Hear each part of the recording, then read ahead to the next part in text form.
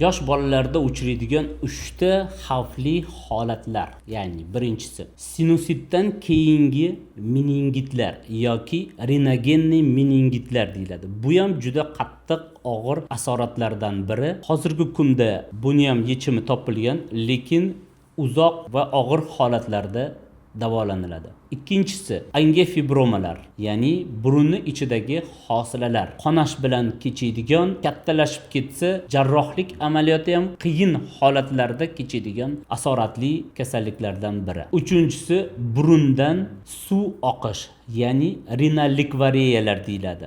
Yosh bolalarda ham juda ko'p uchrab turadi, ya'ni bosh orqa miya suyuqligini burundan tushishi. Bu ham o'z navbatida og'ir holatlarga renogenniy meningoensefalit, meningit degan holatlarga olib kelishi mumkin bo'ladi. Farzandingizda bu 3 ta holatni kuzatdingizmi? Darhol professionallarga murojaat qiling. Burundagi uchraydigan sinusitlar ota-onalar oddiy qilishi mumkin va kerak bo'lgan holatlardan biri burun oqishi. Burun oqyaptimi? Befarq bo'lmang. To'xtating, davolating, oxiriga yetkazing.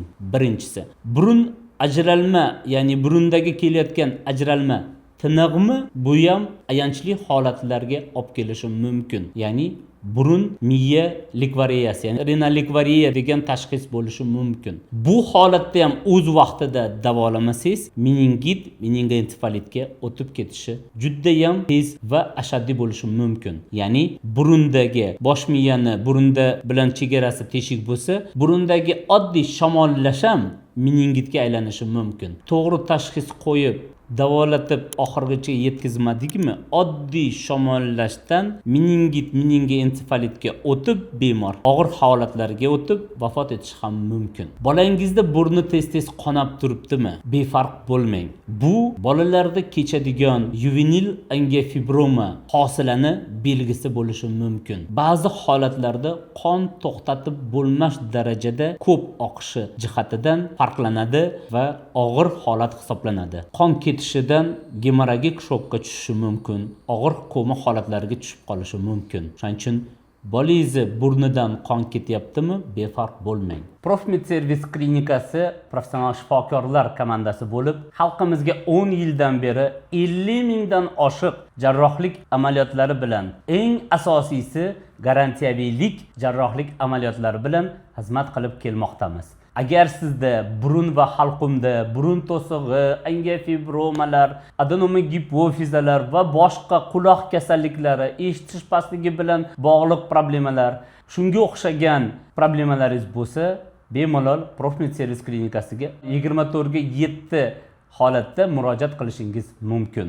Agar sizda lor sohasi bo'yicha muammolaringiz bo'lsa, yuqori malakalik jarrohlik amaliyotlari kerak bo'lsa, pastdagi raqamlarga murojaat qiling. Professionallar siz uchun xizmatda bo'lamiz. Bir keysimizni eslashimiz mumkin, yaqin o'rtada, uzoq bo'lmadi. Bolada yiringli sinusit. Oddiy shamollashdan keyingi sinusit, ya'ni gaymarit deb qo'yamiz. Xalq tilida gaymarit bo'lib qolgan deydi. Xuddi shunga o'xshash holat. Keldi, lecheniya yozib berdik, jo'natdik.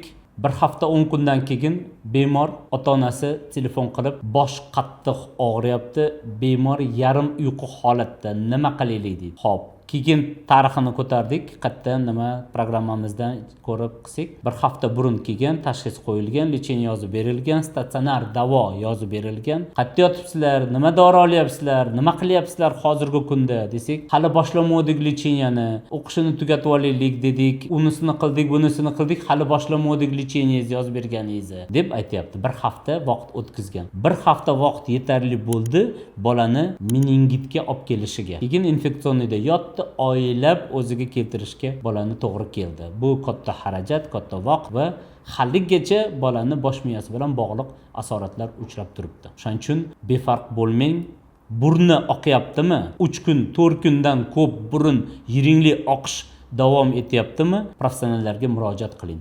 Doktorlarga murojaat qiling, otolaringologlarga, lorlarga murojaat qiling. Rinallikvareyalar burundagi uchraydigan bosh miya, orqa miya suyuqligi burundan oqishi, rinallikvareya deyiladi.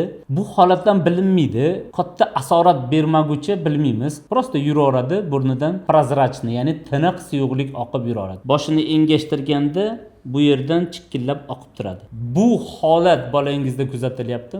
Bu ham portlamagan minaga teng degani. Ya'ni ko'chada ketayotgan har bir shamollash xuddi shu holatda meningeentsefalitga olib kelishi mumkin. O'shaning uchun bunni oqib qopti-da sal degan narsa bu holatga to'g'ri kelmaydi. Doim to'g'ri tashxis, to'g'ri yo'nalish davoni 90% hisoblanadi.